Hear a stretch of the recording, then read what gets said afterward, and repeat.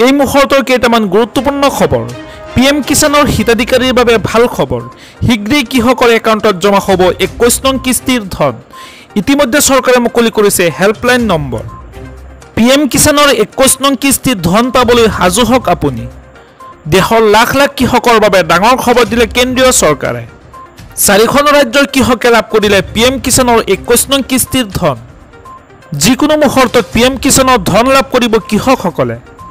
সম্পূৰ্ণ নতুন নিয়মেৰে এইবাৰ দেশৰ কৃষকৰ একাউণ্টত জমা হ'ব ধন। ইতিমধ্যে 4খন ৰাজ্য পঞ্জাৱ, হিমাচল প্ৰদেশ, উত্তৰাখণ্ড আৰু জম্মু কাশ্মীৰত বিতৰণ কৰা হৈছে PM কিষাণৰ 21 নং কিস্তিৰ ধন। বান আৰু বৰষুণৰ সমস্যাৰ বাবে 4খন ৰাজ্যত আগতীয়াকৈ দিয়া হৈছে PM কিষাণৰ ধনৰাশি। অতি শীঘ্ৰেই আন ৰাজ্যৰ কৃষকৰ একাউণ্টতো জমা হ'ব 21 নং কিস্তিৰ ধন। PM কিষাণৰ ধন লাভৰ বাবে আজিয়ে কৰি লওক eKYC আপডেট।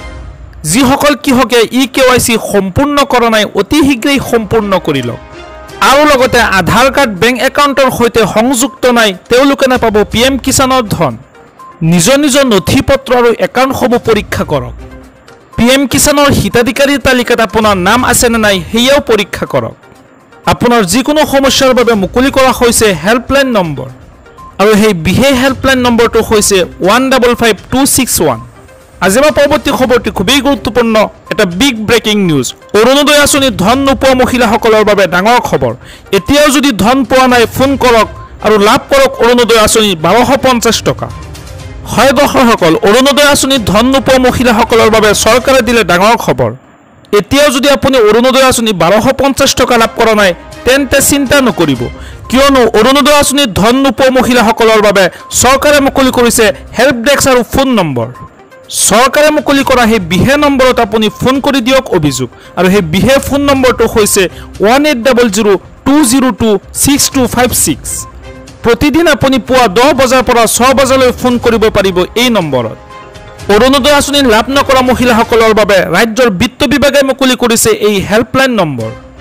7 অক্টোবৰত মুকলি কৰি দিয়া হৈছিল অৰুণোদয় আঁচনি হিতাধিকাৰীৰ ধন। মুখ্যমন্ত্ৰীৰ আত্মনিৰ্ভৰ অসম আঁচনি।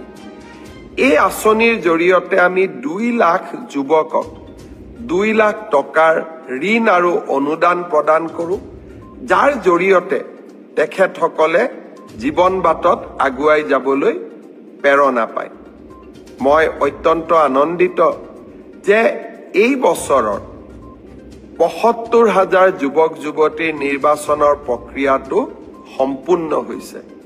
অহা ডিচেম্বৰ মাহত আমি আপোনালোকক মাতি আনি 2 লাখ টকাৰ প্ৰথম কিস্তি 1 লাখ টকা প্ৰদান কৰিম।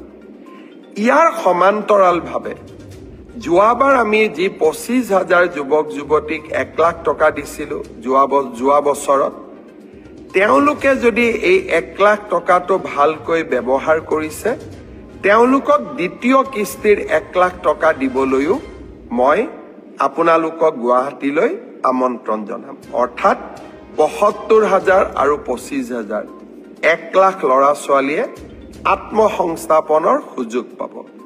লগে লগে আৰু 1 লাখ যুৱক যুৱতীক এই আঁচনিত আনিবৰ কাৰণে আমি নতুনকৈ বিজ্ঞাপনো দিয়া আৰম্ভ কৰিম।